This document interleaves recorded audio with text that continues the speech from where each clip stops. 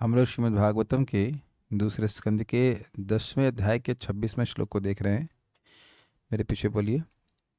निर्भिद्यता शिष्णो वै प्रजानन्दामृतार्थिनः निर्भिद्यत शिष्णो वै प्रजानन्दामृतार्थिनः उपस्थ आसीत् कामानां प्रियं तद उभयाश्रयम् उपस्थ आसीत् कामानां प्रियं तदुभयाश्रयम् निरभिद्यत शिष्णो वै प्रजानन्दामृतार्थिनः निरभिद्यत शिष्णो वै प्रजानन्दामृतार्थिनः उपस्थ आसीत् कामानां प्रियं तद उभयाश्रयम् उपस्थ आसीत् कामानां प्रियं तदुभयाश्रयम् निरभिद्यत शिष्णो वै प्रजानन्दामृतार्थिनः निरभिद्यत शिष्णो वै प्रजानन्दामृतार्थिनः उपस्थ आसीत् कामानां प्रियं तद उभयाश्रयम्। उपस्थ आसीत् कामानां प्रियं तदुभयाश्रयम्। इससे पहले कि हम श्लोक में जाएं, देखिए एक बहुत सिंपल सी बात है। श्रीमद् भागवतम को एक दवा से अगर उपमा करें तो आप देखिए, देखने में दवा बहुत छोटी सी लगती है, लेकिन जो बहुत बड़ी बीमारी होती है, अगर उस दवा को हम नियमित रूप से लेते हैं, जैसे वैद्य ने बताया है, तो उसका प्रभाव आप प्रकट रूप से देखते हैं। ऐसा लगेगा कि इस छोटी सी दवा से अभी रोज लेने से क्या फर्क पड़ेगा, लेकिन ये प्रकट आप देखे होंगे कि दवा रोज लेने का कुछ नियम होता है। सुबह लीजिए फिर शाम लीजिए, सुबह लीजिए शाम लीजिए, सुबह जनरली होता है ऐसे, सुबह लीजिए शाम लीजिए, उसका प्रभाव पूरे शरीर पे आ जाता है। और यह भी आप देखते होंगे कि हमें पता भी है या थोड़ा याद भी रहे कि भागवत की महिमा है, लेकिन खुद से पता नहीं, इसे बल नहीं मिल पाता है। और ये जादू आप देख रहे हैं भक्त संगत का कि अपने आप फ्लो हो जाती है क्लास। बहुत बड़ा भाग्य है। आप मैं समझा पा रहा हूं भाई, शरीर के लिए कुछ रोग होता है तो उसमें तो हम दवा खा लेते हैं। ये जो भवरोग है, जो बार बार शरीर दे रहा है हमको, ये बहुत बड़ा रोग है। Is it not? यानी शरीर दे रहा है, मतलब शरीर के साथ उसके संग जो पैकेज में है बीमारी, बुढ़ापा, वो सब आएगा।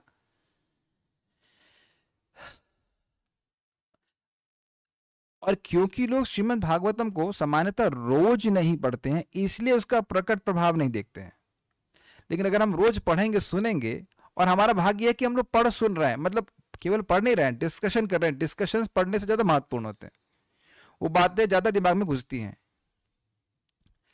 तो उसका क्या प्रकट प्रभाव अपने चित्त पे नहीं देख रहे हैं। और प्रभाव यह है कि भक्त लोग इस समय क्लास में हैं, याद ही नहीं रहता है कि दिन कौन सा, त्योहार कौन सा है, ये याद ना तो बहुत बड़ी बात है। मैं तो भूल ही गया कि छोटी दिवाली में हमें करता क्या था। हमको, मैं ईमानदारी से बोलो, मुझे कुछ याद नहीं छोटी दिवाली में हम क्या करते थे। मुझे अभी भी आप याद दिलाएंगे तो याद आएगा कि छोटी दिवाली में क्या किया जाता है। मुझे कुछ याद नहीं कि छोटी दिवाली में क्या किया जाता है, क्या करते हैं, मुझे पता नहीं। छोटी होली बोल रहा हूँ तो याद आ रहा, हाँ वो कुछ होली का दहन ऐसे कुछ होता था। कुछ एवरी डे इज उत्सव नहीं, हर दिन हम एक आध्यात्मिक ऊर्जा के संपर्क अनुभव करते हैं साक्षात श्रीमद् भागवतम के श्रवण के द्वारा, भगवान के नाम जप के द्वारा, कथा के द्वारा। वी बिकम एनलाइवेंड, इस इंग्लिश में कहते हैं। अब श्लोक तो बड़ा अजीब सा लग रहा है, आप लोग अगर पढ़े होंगे या नहीं पढ़े होंगे, लेकिन उसकी एक प्रासंगिकता है, उसको हम चर्चा करेंगे। प्रभुपाद जी इस बात को बताएंगे। मेरे पीछे बोली तत्पश्चात, और हमने नहीं, पीछे नहीं बोलना है, बोल रहा हूं। तत्पश्चात काम सुख, संतान उत्पत्ति तथा स्वर्गिक अमृत सुख के आस्वादन के लिए भगवान ने जननेन्द्रिय उत्पन्न की। इस प्रकार जननेन्द्रिय तथा उसके अधिष्ठाता देव प्रजापति उत्पन्न हुए। काम सुख की वस्तु तथा अधिष्ठाता देव भगवान की जननेन्द्रियों के अधीन रहते हैं। एक बात जो पहली चीज सीखने की है वो यह है कि अगर व्यक्ति काम सुख को भी बहुत अधिक मानता है, उसके लिए भी भगवान पर निर्भर है, वहां भी भगवान की स्मृति होनी चाहिए। अरे स्त्री ही नहीं होती तो काम सुख कैसा मिलता, पुरुष ही नहीं होता तो काम सुख कैसे मिलता। तो आप देखिए कि कैसे व्यक्ति भोगों में भी पड़ा हो तब भी भगवान को नहीं भूल सकता। प्रभुपाद जी का शब्द है, you can't forget your eating, meeting, sleeping and defending, so you don't forget Krishna also. ये मत भूलो कि ये भोग भी तुम्हें भगवान ने उपलब्ध कराया है, साइंस ने उपलब्ध नहीं करा दिया है। जो साइंस का नारा लगा लगा करके व्यक्ति भगवान को नकार रहा है, तो कहो जो साइंस से बोलो कि स्त्री क्रिएट करती है, पुरुष क्रिएट करते, जो हमारे बिल्कुल हमारे मन के अनुकूल हो, नहीं हो सकता।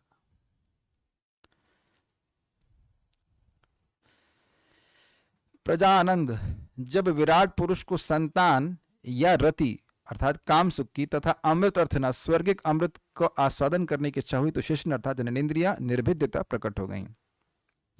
वह निश्चित ही उपस्थ जननेन्द्रियों तथा अधिष्ठाता देवता प्रजापति तथा तद उभय आश्रम उन दोनों के आश्रय कामा नाम प्रियम विषय अर्थात स्त्री आदि भोग संबंधी सुख आसीत यानी संसार में आ गए। अब आगे देखते हैं। श्रीधरी, प्रजा संतान को कहते हैं। आनंद शब्द से रति कही गई है। रति मतलब स्त्री संग आदि, और अमृत शब्द से स्वर्ग आदि को कहा गया है। विराट पुरुष को इन सबों को प्राप्त करने की जब इच्छा हुई तो उसके शरीर से लिंग निकल आया। उसी से उपस्थेंद्रिय की अधिष्ठात्र देवता प्रजापति और इन दोनों के आश्रित काम सुख उत्पन्न हुआ। सारा दर्शन देख लेते हैं। प्रपादिक तात्पर्य को चर्चा करेंगे हम। जब विराट रूप ने प्रजा रति आनंद स्वर्ग आदि भोग की इच्छा करी तो शिष्ट का अधिष्ठान अर्थात अधिभूत प्रकट हुआ। इसके साथ ही उपस्थ इंद्रिय एवं अधिदेव अर्थात प्रजापति के आविर्भाव को भी समझना चाहिए तथा स्त्री भोग द्वारा उत्पन्न होने वाले इंद्रिय विषय काम सुख भी उत्पन्न हुआ जो कि इंद्रिय और देवता के अधीन है। तात्पर्य प्रपात जी का देखते हैं। बद्ध जीवों के लिए काम सुख स्वर्गिक आनंद प्रदान करने वाला है और यह सुख जननेन्द्रियों द्वारा आस्वाद्य है। स्त्री काम सुख का माध्यम है तथा काम सुख की ऐन्द्रिक अनुभूति एवं स्त्री ये दोनों ही प्रजापति द्वारा नियंत्रित हैं जो स्वयं भगवान के जननेन्द्रिय के अधीन हैं। निर्विशेषवादियों को चाहिए कि वे श्लोक से सीखें कि भगवान निराकार नहीं हैं क्योंकि उनकी जननेन्द्रियां होती हैं जिन पर काम सुख की सारी वस्तुएं आश्रित हैं। यदि संभोग से स्वर्गिक अमृत की अनुभूति न होती तो संतान के पालन पोषण की बला कोई अपने सिर पर न लेता। प्रभुपाद जी कहते हैं कि भाई संतान उत्पन्न करने में कितना कष्ट होता है। लिटरली आजकल क्या वो पेट भी कटवा कटवा करके बच्चे निकलवाने पड़ते हैं। पेट कटवा के बच्चा निकलवाए, ये तो कुछ ज्यादा हो गया नहीं? होता ही आजकल है ना, पेट काट काट के बच्चे निकले जाते हैं। तो अब इतना इतना कष्ट हो रहा है। और अन्यथा भी अगर नॉर्मल डिलीवरी हुई तो वह भी तो बहुत कष्टकारी होती है। प्रभुपाद कहते हैं कि संतान उत्पन्न करने के बाद कभी कभी स्त्री सोचती है कि अब और संतान उत्पन्न नहीं करेंगे, लेकिन काम आसक्त होने के कारण व्यक्ति फिर उसमें प्रवृत्त हो जाता है। लेकिन देखिए इसका केवल एक ही डायमेंशन है जो कि केवल इंद्रिय सुख के ही डायमेंशन दे रहा है। लेकिन आपने भगवत गीता के 7वें अध्याय में क्या सुना था? धर्म अविरुद्ध भूतेषु कामोस्मि भरतर्षभ। ये काफी रिवोल्यूशनरी बात है। भगवान परम पवित्र हैं कि नहीं? और वह काम जो कृष्ण भावना भावित संतान उत्पन्न करने के लिए है वह भगवान की अभिव्यक्ति है।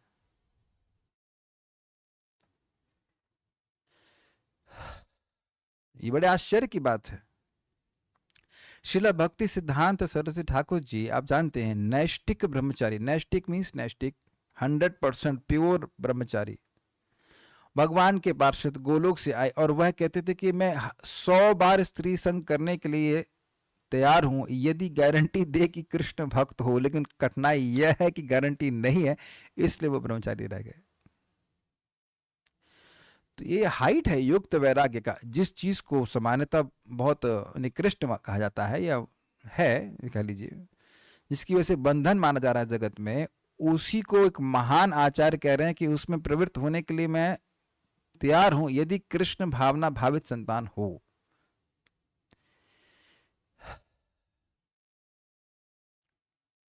तो ये सब बातें हैं। तो जो संतान उत्पत्ति करना चाहते हैं तो उनके लिए भी प्रभुपाद बोलेंगे कि ठीक है, अगर यह इच्छा है कि जो संतान हो वह कृष्ण भावना में संस्कार को प्राप्त करे तो गलत नहीं है। गलत नहीं क्या, भगवान ने कहा मेरी अभिव्यक्ति है।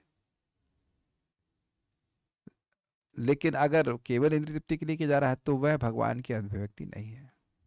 हाँ, यह सुनने में लोगों को कठिन लगेगा तो शास्त्र सुने ही नहीं। देखिए, जब हम लोग भक्ति कर रहे होते हैं तब लगता है कि भोग की इच्छा कभी मन से जाएगी ही नहीं। लेकिन मैं बार बार इस बात को रिपीट कर रहा हूं कि जिस इच्छा से कोई व्यक्ति जूझ रहा है, एक साधक जूझ रहा है, उससे दूसरा नहीं जूझ रहा है। जैसे एक डिवोटी हैं, वो बता रहे थे कि उनको टीवी सीरियल देखने की बहुत एडिक्शन है। अब हम लोग को तो नहीं है टीवी सीरियलों, कम ऑन, दिस स्टूपिडिटी। और जब वो क्या कहते हैं, प्याज का रस डाल करके आंसू निकालती है उस हीरोइनों को, कौन सुन देखेगा कम ऑन, दिस स्टूपिडिटी। लेकिन अब किसी को आसक्ति है तो है। इसका मतलब है कि प्रजाहाति यदा कामान सर्वान पार्थ मनोगतान, ये मनोगत इच्छाएं हैं, ये एक की बीमारी है लेकिन सबकी बीमारी नहीं है, तो इसका निर्मूलन हो सकता है। कुछ समझ रहे ना बात? भगवान की भक्ति करके, श्रीमद् भागवतम का श्रवण कीर्तन करके जैसे जैसे सत्वगुण बढ़ेगा वैसे वैसे इस भावना से व्यक्ति निवृत्त होता जाता है। लेकिन अगर इच्छा है तो व्यक्ति उसको कार्य करना पड़ेगा, आप उसको दबा नहीं सकते। तो उसे कृष्ण भावना भावित तरीके से ही उपयोग में लाना चाहिए। ये बात यहाँ पे बोल रहा है प्रभुपाद। इस बात को बोलेंगे, काफी अच्छा होता ना कि बच्चे सीधे 15 साल के साइज के होते, बड़े हो गए, अपने आप ही कपड़ा पहन ले, अपने आप खाना बना ले, लड़की हुई तो रोटी बनाना शुरू कर दे, सीधे ट्रेनिंग दे दो। लेकिन हम लोग देखते हैं कैसे हमारे घर के सामने से बच्चा चिल्लाता है और इधर से हमारे ऊपर तक आवाज आती है, दरवाजा बंद करने में जोर से आवाज। ओहो, बड़ा, हम उनका मजाक नहीं बना रहे भाई, लेकिन बड़ा कष्ट होता है। ऐसे आप लोग के बच्चे भी रोकते थे? ओह, कैसे सोते थे आप लोग? जब कर लेते तब बहुत मुश्किल होता है। मैं अपनी माँ को पूछा, माँ क्या मैं भी ऐसे रोता था? तो कहते तुम क्या अलग थे सभी बड़ा झमेला होता है भाई, बहुत झमेला है। वैसे संतान उत्पन्न करने का बहुत बढ़िया तरीका बता रहे हैं, बिल्कुल पेनलेस। पता है क्या है? कृष्ण भावना का प्रचार कीजिए। देखो भाई, कोई कहेगा बुढ़ापे में क्या वो काम आएंगे? तो बुढ़ापे में आके बायोलॉजिकल बच्चे भी काम आएंगे, इसमें संदेह है कि नहीं? कोई गारंटी तो है नहीं। लेकिन कम से कम ये जो प्रीचिंग वाले बच्चे हैं वो बात तो मानते हैं, कम से कम क्लास में तो आते हैं, सुनते हैं। देखिए, समझने का प्रयास कीजिए, ये संतान उत्पन्न करने की, ये प्रजनन करने की इच्छा गड़बड़ नहीं है। ये इंट्यूट, मतलब ये कहाँ से आ रही है? स एकशतः बहुश्यामा, भगवान से आ रही है। भगवान भी अकेले नहीं रहना चाहते हैं, तो खुद अपने विस्तार करने की इच्छा सब में होती है, सब में होती है। आप देखिए, ये जो बच्चे हमारे सामने हैं, यह भी कुछ कुछ अपना विस्तार करते रहते हैं। क्या वो पेंटिंग बनाते रहते हैं? कुछ सृष्टि करने की इच्छा जीवात्मा में है ही। ये आप मानते हैं? ये देख पा रहे हैं, कुछ ना कुछ सृष्टि करने की इच्छा होती है। हमारे घर में केशव सखा प्रभु आए थे प्रसाद के लिए, तो खुद ही रोटी बनाना चालू कर दिए एक दिन एक दिन उन दूसरों को सृष्टि करते देखते तो व्यक्ति को लगता हम भी कुछ सृष्टि करें, और दिखा रहे थे, देखो चपाती कितनी सुंदर है। मैंने कहा हाँ प्रभु जी, बहुत बड़ी चपाती, उसका लाई, हम आपके हाथ की चपाती खाएंगे, विरोध में कह रहा था। लेकिन आप ही देखेंगे कि सृष्टि करने की इच्छा होती है। इट्स नॉट ओनली संतान, सृष्टि करने की इच्छा जीवन में होती ही है, क्योंकि रजोगुण है। ये आप देख पा रहे हैं, कुछ ना कुछ सृष्टि जरूर करेगा व्यक्ति, कुछ ना कुछ नहीं करेगा तो खाली हवा की सृष्टि करेगा, कुछ ना कुछ करना जरूर है, कुछ बोलेगा, कुछ। We have to create something. ये चेक कर पा रहे हैं आप लोग अपने में? सब कुछ ना कुछ लोग सृष्टि करते रहते हैं, कुछ ना कुछ बोलेंगे, कुछ कुछ सृष्टि होनी चाहिए। और अपनी सृष्टि लोगों को बड़ी अच्छी लगती है। सबसे अच्छी क्लास कौन देता है? मैं देता हूँ मैं वाला, समझ रहे हैं? वो आदमी जो बोल रहा है उसको लगता है मैं सबसे अच्छी क्लास दे रहा हूँ, सबसे अच्छी बात बोल रहा हूँ। महाराज विनोद पे कह रहे थे कि ये भी अद्भुत माया है कि जो व्यक्ति गाता है वो सोचता है कि मैं बहुत अच्छा गा रहा हूँ वो कभी नहीं सोचेगा कि मैं खराब गा रहा हूँ। कुछ आप समझने का प्रयास कीजिए। केवल ये काम उपभोग की बात नहीं है, बात इस चीज की कि हर व्यक्ति सृष्टि करना चाहता है। That is very innate desire. Do you agree with this? दिख रहा है आपको जगत में कुछ ना कुछ बनाएगा व्यक्ति जरूर, लेकिन इसका उपयोग कृष्ण भावना में होना चाहिए। वस्तुतः देखिए, कम से कम मौका दिया जाना चाहिए कृष्ण भावना का, भक्ति का बच्चों को। अगर माता पिता भक्ति कर रहे हैं तो बच्चे लोग अपने आप ही देखते हैं कि हाँ हमारे माता पिता भक्ति कर रहे हैं। प्रभुपाद जी एग्जाम्पल आपको पता ही है। प्रभुपाद अपने पिताजी को घंटी बजाते हुए देखते थे और उस घंटी से उठते थे, तो मन में ही संस्कार बना हुआ था कि हाँ भगवान की भक्ति की जानी चाहिए। यह संसारबद्ध जीवों को पुनर्यौवन प्राप्ति का अवसर प्रदान करता है, जिससे भगवान के धाम वापस जा सकें। जरा इसको इंग्लिश में देखिएगा, क्या पुनर्यौवन का मतलब क्या है? फलतः सृष्टि के उद्देश्य को बनाए रखने के लिए जीवों की उत्पत्ति अनिवार्य है। इस कार में काम सुख प्रेरक बनता है, अतः मनुष्य चाहे तो इस सुख के बीच भगवान की भी सेवा करता रह सकता है। यह सेवा तभी सार्थक होती है जब काम सुख से उत्पन्न संतान भगवत चेतना में समुचित शिक्षा प्राप्त करे। अब देखिए कितनी इंपॉर्टेंट बात है, कितनी महत्वपूर्ण बात है। आजकल के समाज में माता पिता ये मानते हैं कि लड़का अगर पीएचडी हो गया, पीएचडी तो ज़्यादा हो गया, चलिए बीटेक हो गया या एमटेक हो गया, एमए पीएचडी एमए वगैरह हो गया है तो वह पढ़ गया है। लेकिन उन एमए और बीए को पूछ लो भाई कि तुम, या एमबीए को पूछ लो भाई कि मन बुद्धि अहंकार क्या है, तो वह नहीं समझा पाएगा, उनका मैनेजमेंट उसको नहीं आता। ये मैंने अपनी आंखों से देखा था। आईआईटी में मैं जा रहा था मंगल आरती, तो कुछ लोग अमंगल आरती करके आ रहे थे, अगरबत्ती वो मुंह से जला रहे हैं, समझ गए उनकी अगरबत्ती कौन है, और पैंट फटी हुई, वही अच्छे खासे लड़के पैंट फटी हुई लौट के आ रहे हैं। तो यही शिक्षा है। हम तो प्रैक्टिकल मुंह पे बोल सकते हैं क्योंकि वो लोग तो बेशर्मी से कर रहे हैं। हम लोग देखे आईआईटी कानपुर को भारत की सबसे बड़ी संस्था बोला जाता है, और जस्ट कॉलेज के मतलब क्लास के बाहर सिगरेट पी करके व्यक्ति, teacher, professor, so called professor what वो आ रहे हैं। यही शिक्षा है। कैसा लगेगा बताइए, कोई व्यक्ति बस जस्ट दरवाजे के बाहर करके आ, उसके बाद वो पढ़ाने लग जाए। ऐसा तो हमने कॉलेज में क्लास में कभी देखा नहीं, इन द सेंस अपने 10th क्लास में भी नहीं देखा। तो उनसे श्रेष्ठ तो वो 10th क्लास का टीचर है ना। कम से कम हमारे स्कूल में तो सिगरेट नहीं पीता, हमने तो कभी नहीं देखा स्कूल में सिगरेट को। आप लोगों ने देखा कभी इस स्कूलों में? आपके स्कूल में चालू है पता नहीं, हमारे स्कूल में हम लोग कभी नहीं देखे, कभी नहीं देखे। इसलिए कुछ तो सम्मान रहता था टीचर्स का। तो ज्यादा पढ़ने से क्या वो कुछ ज्यादा ज्ञान इकट्ठा कर लिए? हमें याद है कि एक टीचर था, उसकी इतना सिगरेट पीता था कि उसकी महक मतलब दूर तक आती थी, इतना प्रभाव, उसका तेज इतना तेज था, उसका प्रभाव इतना ज्यादा था। यही शिक्षा है, यही शिक्षा है। शिक्षा वही शिक्षा है जिससे व्यक्ति सीखे कि वह जन्म मृत्यु के चक्र से बाहर कैसे जाएगा। Nobody is free from it. और बहुत सिंपल है, हरे कृष्ण मंत्र के बारे में बताएं, भगवान का प्रसाद खिलाएं, क्रमशः व्यक्ति मुक्त होगा। अरे पूरा मुक्त नहीं होगा, कम से कम कुछ तो मुक्त होगा। और एक और शिक्षा होनी चाहिए जो आपने गीता में देखा है लगातार, ये करोगे तो ये लाभ होगा और ये नहीं करोगे तो ये नुकसान होगा।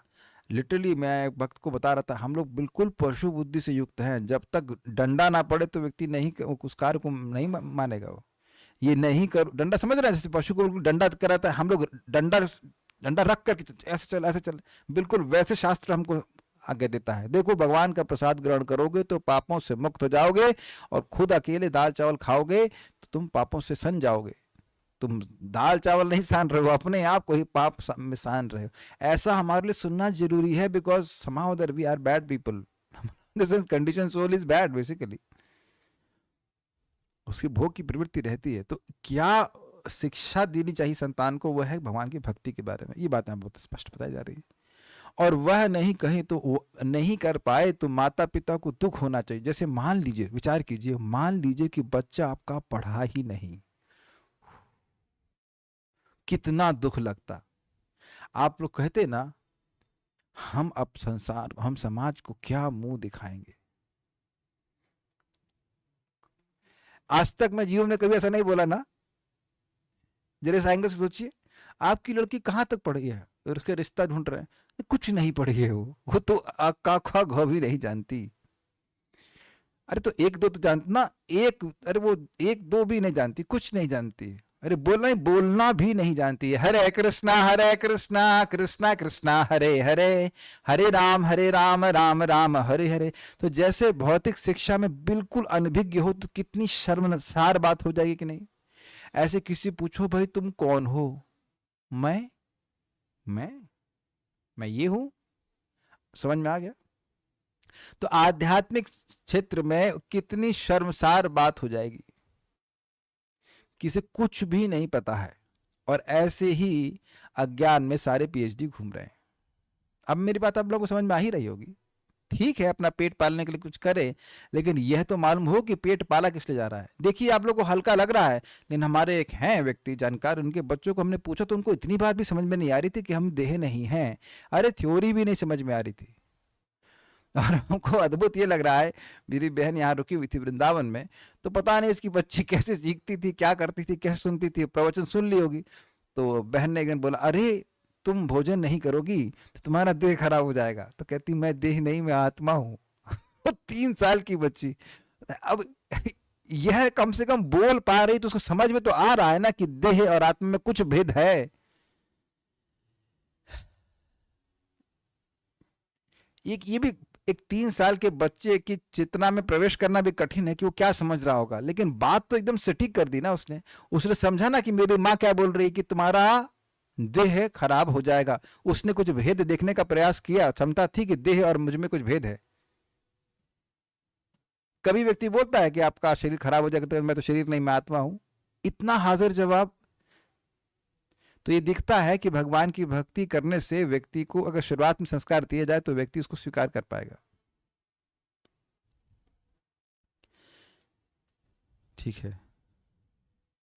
भौतिक सृष्टि का एकमात्र उद्देश्य जीवों की सुप्त भगवत चेतना को जागृत करना है। अब बहुत ध्यान से सुनेगा, बहुत स्पेशल पॉइंट प्रपात कर रहे हैं। मनुष्य शरीर को छोड़कर अन्य किसी भी जीव में काम सुख भगवान की सेवा भाव से प्रेरित नहीं होता। This is a very nice statement. ये बिल्कुल रेवोल्यूशनरी तरह से प्रभुपाद जिसको देख रहे हैं। जगत में लोगों के खुद तो भक्ति लोग करते नहीं है, तो वह कहां ये सोचने वाले हैं कि जो संतान हो उसको मैं देह दे रहा हूं ताकि वह भक्ति कर सके। कुछ समझ में है आपको? जैसे यहां किसी को बीड बैग देता है कोई व्यक्ति तो उपकार माना जाएगा, लेकिन बीड बैग का उपयोग करने के लिए हाथ तो चाहिए ना।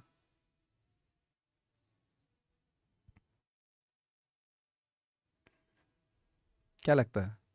तो अब आप बताइए कि माता पिता का कितना बड़ा उपकार है। यद्यपि हमारे माता पिता मान लो उस समय भक्त नहीं भी थे, लेकिन ये मनुष्य शरीर जो दिए हैं उसका उपकार तो आप नहीं काट सकते ना। थोड़ा समझ पा रहे मैं क्या कह रहा हूं? सारी चीजें हैं, लेकिन अब कुत्ता का शरीर होता, बगुला का शरीर होता, बंदर का शरीर होता तो हम उसका उपयोग नहीं कर पाते ना। एक बार गौशाला में कोई 100 लोग स्टूडेंट आए थे, तो मैं क्लास दे रहा था गार्डन में। तो जैसे आप बैठे, मैं इधर बैठा हूँ, आप सामने बैठे हो, और पीछे एक पेड़ था। तो उस पेड़ के ऊपर एक बंदर बैठा हुआ था और बिल्कुल ऐसे देख रहा है बहुत सीरियसली। जैसे लग रहा है कि प्रवचन सुनने के लिए आए हैं, लेकिन वो पूरी फौज भी ले आ जाता तो भी मेरी बात नहीं समझ में आती। बहुत गंभीरता से। आपने देखा कभी बंदर ऐसे ऐसे करके देख रहा होता है, बहुत विचार कर रहा हो, लेकिन वो केवल यही देख सकता है कि कहाँ भोजन है, उसके अधिक वह सोच नहीं सकता है।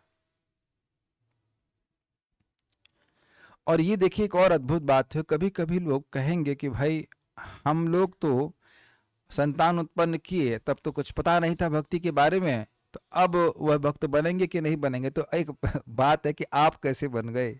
हम यह तो नहीं कह सकते कि हमारे माता पिता 50-50 माला जप करके संतान उत्पन्न किए या हमको उत्पन्न किए। तो एक और बात है भक्ति की, कि भक्ति किसी को भी अधिष्ठान बना सकती है। अब कोई निम्न से निम्न व्यक्ति भी है तो भी भक्ति के संपर्क से वह अच्छा हो सकता है। लेकिन बात यही है कि संतान उत्पन्न करने की इच्छा है तो व्यक्ति की इच्छा होनी चाहिए कि वह भक्त बने। लेकिन आप समझ लीजिए किस व्यक्ति की इच्छा होगी? जो स्वयं भक्ति कर रहा है उसकी इच्छा होगी। जो बिजनेसमैन है वो चाहता है कि लड़का बिजनेसमैन बने, तो जो भक्त है, भक्ति के भाव को समझ रहा है, वही सब चाहेगा कि उसका संतान, बेटा बेटी जो कुछ भी है, वो भगवान के भक्त बने।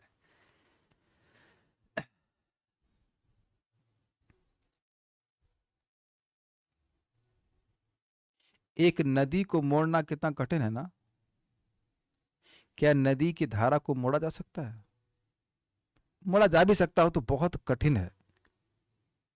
काफी स्ट्रांग स्टेटमेंट है। एक एक जीवात्मा के हृदय में एक नदी बह रही है, धारा, मन की धारा। और वो मन की धारा किधर जा रही है? या तो माया की तरफ जा रही है, या शुद्ध हो गया तो कृष्ण की तरफ जा रही है। बहुत ही गंभीर स्टेटमेंट है। एक जीवात्मा की मन की धारा माया से उठाकर कृष्ण की तरफ लेके जाना, ये बहुत बड़ा पौरुष है, बहुत बड़ी क्षमता इसके लिए चाहिए। मैं समझा पा रहा हूं मैं क्या कह रहा हूं? शराब पी रहा है तो उसकी धारा कहाँ जा रही है? शराब की तरफ जा रही है, तो वहां से हटा करके अब चरणामृत की तरफ जाए, चरणामृत को उपादेय माने, उपादेय मतलब अच्छा माने, ये बहुत बड़ा प्रयास है। मैं समझ रहा मैं क्या कह रहा हूं कि एक भी अपने व्यक्ति को जीवन जन्म दिया, किसी बच्चे को जन्म दिया है, तो वह बचपन से ही कृष्ण भावना भावित हो तो उसके मन की धारा भगवान की तरफ ही जाएगी। इसीलिए प्रभुपाद जी ने पता क्या कहा था? गौर निताई डॉल्स, डॉल भी गौर निताई की बनाओ, ताकि गौर निताई अपराध लेते नहीं है, तो वह बच्चा गौर निताई की डॉल से खेले। देखिए, यह संभव नहीं है कि पूरा समाज सब ब्रह्मचारी हो जाएं। 0.1% लोग भी शादीशुदा हुए बिना नहीं रह पाते। इसलिए यह सोचना कि अब इस सोसाइटी में केवल ब्रह्मचारी ही रहेंगे, ये एक बिल्कुल ही आइडियोलॉजिकल बात है, ये संभव नहीं है। लेकिन सारे गृहस्थ अच्छी भक्ति कर सकें, ये पूरा संभव है। अगर समझ रहा है मेरी बात, अगर एक गृहस्थ के लिए संभव है तो दूसरे गृहस्थ के लिए भी संभव है। उसकी भी पत्नी है, आपकी भी पत्नी है। डज दैट मेक, कोई विरोध है किसी का? मैं तो कोई विरोध नहीं कर रहा है। अगर एक गृहस्थ कर सकता है तो दूसरा भी कर सकता है। भाई यहां ये तो नियम है नहीं, हरे कृष्ण बोलने के लिए खाली सुबह उठना पड़ता है। Is it make sense? मैं समझने का प्रयास कीजिए। एक कंपनी में बहुत सारे, आपकी कंपनी में कितने गृहस्थ हैं, मतलब इन द सेंस कितने लोग हैं? 1000 से ऊपर, तो उसमें कितने होंगे नॉन शादीशुदा? 30% होंगे। 70% सब आते हैं ना काम करने के लिए। तो सारे के सारे लोग जब एक कंपनी में काम कर लेते हैं, एक टाइम पे, ऑलमोस्ट एक टाइम पे आ जाते हैं, घंटे 2 घंटा नहीं, कम से कम 8-9 घंटा काम कर लेते हैं, तो भक्ति के क्षेत्र में क्यों नहीं कर सकते? चैलेंज है, मैं चैलेंज करना चाहता हूं इस बात पे। चैलेंज है, सारे गृहस्थों को चैलेंज है। आपके आश्रम में घुस के ही चैलेंज कर रहे हैं। पहले आप कहते थे प्रभु जी आप तो आप ब्रह्मचारी आश्रम में हैं, ये हैं फलान ढिमकाना इत्यादि इत्यादि, हम तो गृहस्थ हैं, आप तो हमारी समझते ही नहीं है। भाई देखिए, समझने का प्रयास कीजिए, मृत्यु हमारी कुछ नहीं समझेगी। अरे अभी बेटी की शादी करनी है ना, नहीं तो तुम्हारी डोली उठाते हैं, इधर आओ, इधर आओ, तुम इधर आओ। है ना, कुछ है ना सोचने वाली बात? ये काफी इंटरेस्टिंग है। और जो लोग शादी कर चुके हैं, अगर थोड़ा विचार कीजिए तो आप चेंज वेंज कुछ नहीं हो, आप वही हो जो पहले थे। कुछ भी चेंज नहीं हुआ है, बस हो सकता है 2-3 लोग बढ़ गए हों या 2 बढ़ गए हों। आप वही व्यक्ति हैं। कुछ समझ में आ रहा है या मैं कुछ नहीं समझा पा रहा हूं बात को? You have not changed, certain responsibilities have come, but आपके अंदर वही क्षमता है। भाई देखो, मेरे को जब करने में ब्रह्मचारी आश्रम और गृहस्थ आश्रम में कोई डिफरेंस नहीं महसूस होता। It is not dependent on your आश्रम। ब्रह्मचारी आश्रम में भी लोग सब जब में सो सकते हैं, सोते हैं, और गृहस्थी में तो पूरा अधिकार के संग सोते हैं, कोई दिक्कत नहीं है। It is nothing to do with your ashram, it has to do with you, not with your आश्रम।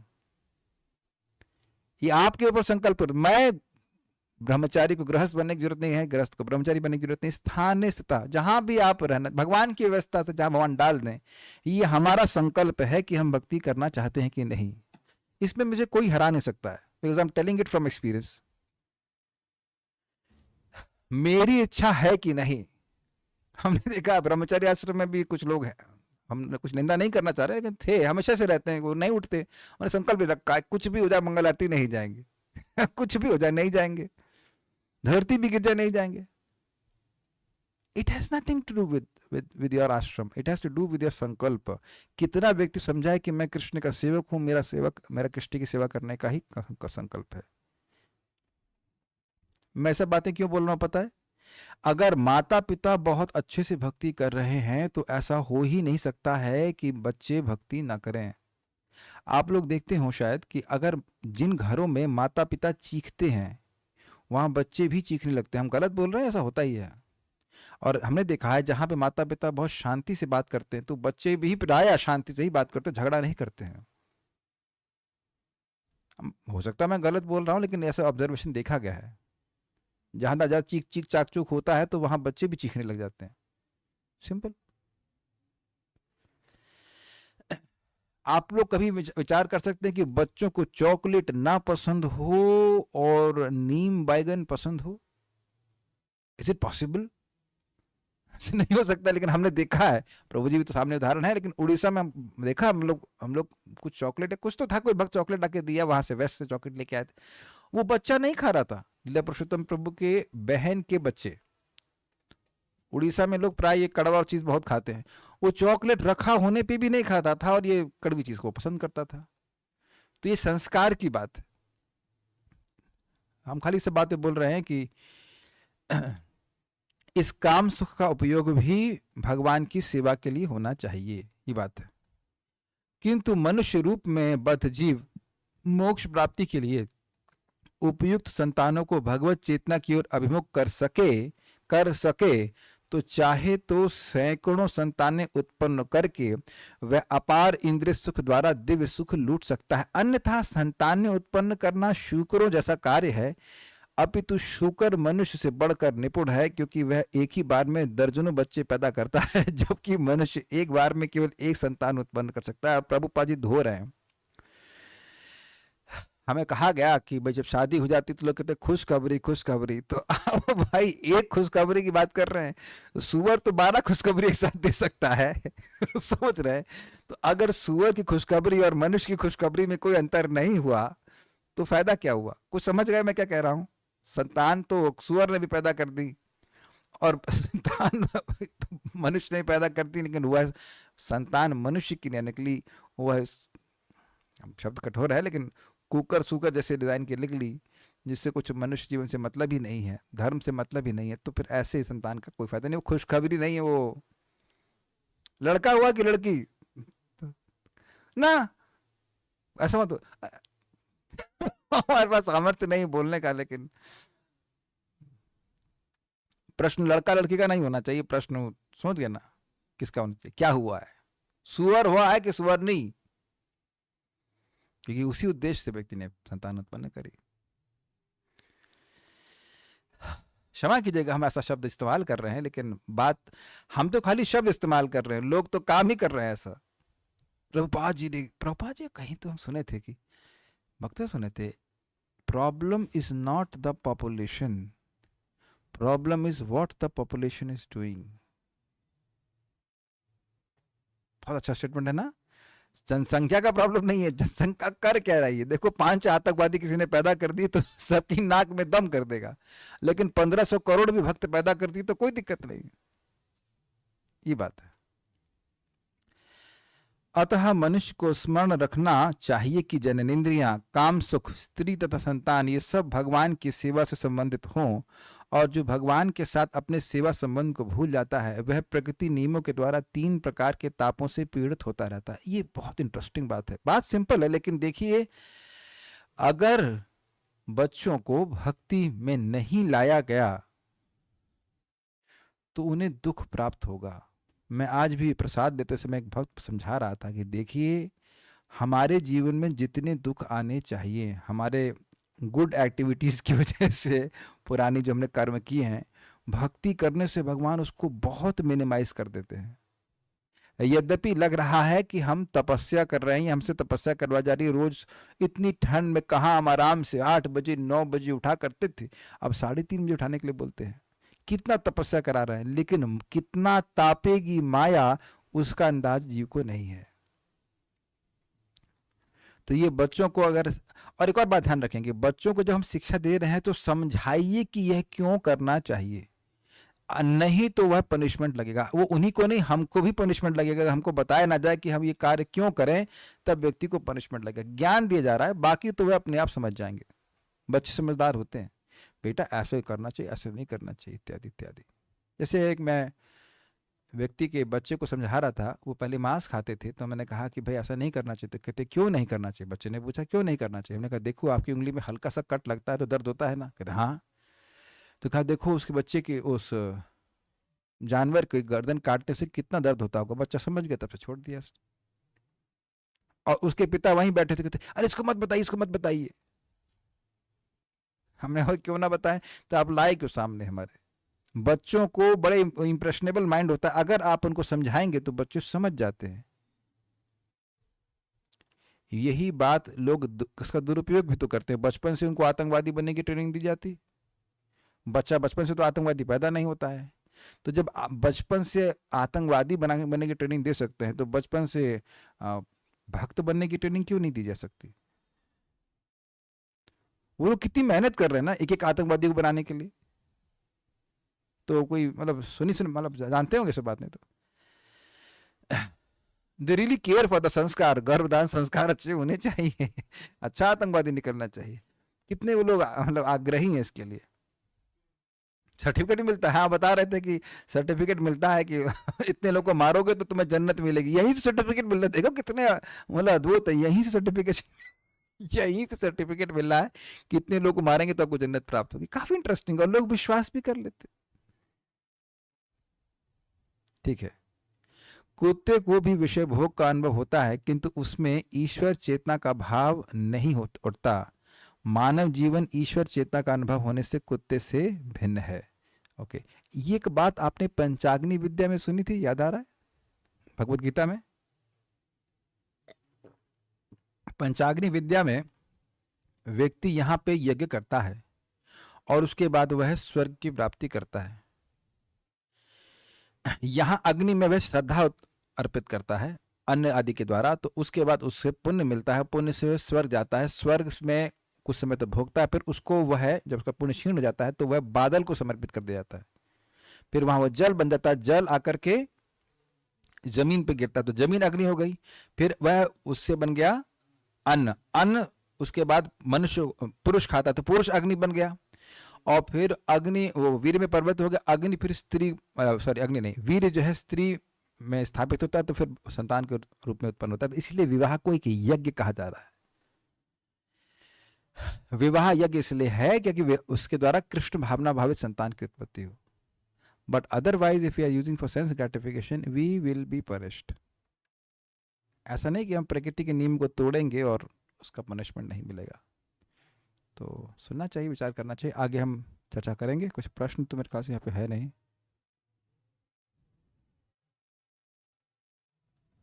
हाँ, पुनर्यौवन मतलब rejuvenation for going back home back to Godhead. तो मतलब दोबारा से शरीर प्राप्त हो, इंद्रियां प्राप्त हो, ताकि व्यक्ति भगवान की भक्ति कर सके। हाँ बताइए। हरे कृष्ण प्रभु जी। प्रभु जी, आपने बोले पेरेंट्स जो है हमारे, उन लोग को धन्यवाद कर देना चाहिए, हम लोग को देह प्राप्त किया, ये बोल रहा था। तो ये देह तो प्रारब्ध के लिए प्राप्त हुआ, तो इसमें जी हाँ, प्रारब्ध के द्वारा प्राप्त हुआ, सब कुछ है, लेकिन उसमें वो निमित्त नहीं बने। अगर हमें कहीं से भोजन भी मिल रहा है तो वह भी भगवान की व्यवस्था से मिल रहा है। कुछ जगत में कुछ भी तो भगवान की व्यवस्था से ही हो रहा है, लेकिन क्या जो उसमें सहायता कर रहे हैं वह उनका हमें कृतज्ञता ज्ञापित नहीं करनी चाहिए? और बड़ा आसान है। एक भक्त को भी पूछ रहे हैं कि क्या बच्चे लोग जब करते हैं तो माता पिता को लाभ होता है? जी हाँ। विप्राद षड्गुण युताद अरविंद नाभास पादारविंद विमुखात् स्वपच वरिष्ठम मन्ये तुदर्पित मनोवचने हितार्था प्राणम पुनाति सकुलम न तु भूरिमानः। विप्राद द्विषद गुण युताद अरविंद नाभास विप्राद द्विषद गुण युताद अरविंद नाभास पादारविंद विमुखात। कोई व्यक्ति ब्राह्मण कुल में है और ब्राह्मण है और ब्राह्मण के 12 गुणों से युक्त भी है, लेकिन भगवान अरविंदाक्ष कमल नयन भगवान विष्णु से विमुख है, भगवान का भक्त नहीं है। तो उससे श्रेष्ठ कौन है? मन्ये तदर्पित मनो वचने यथार्थ। विप्राद षड्गुण युताद अरविंद नाभास पादारविंद विमुखात स्वपच वरिष्ठम। स्वपच कोता खाने वाले क्या कोई व्यक्ति है, वह उससे वरिष्ठ है, उससे श्रेष्ठ है। कैसे? तो कह रहे मन्ये तदर्पित मनो वचने हितार्थ।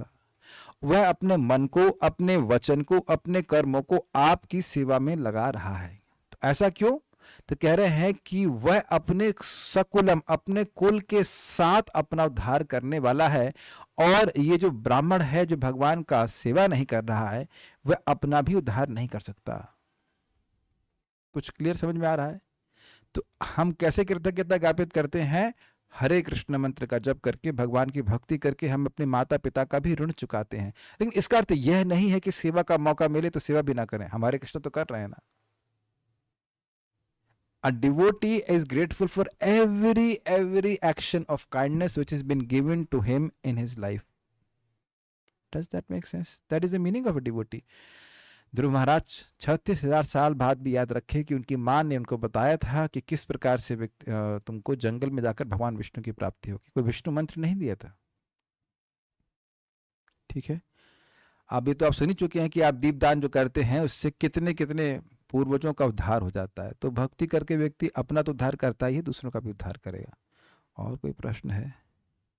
हाँ, तो बच्चे जब करें तो माता पिता की भक्ति बढ़ती है. हाँ जी, बढ़ती है. So will stop here. Shrimad Bhagavatam की जय. श्रील प्रभुपाद की जय. निताय गौर प्रेमानंदे.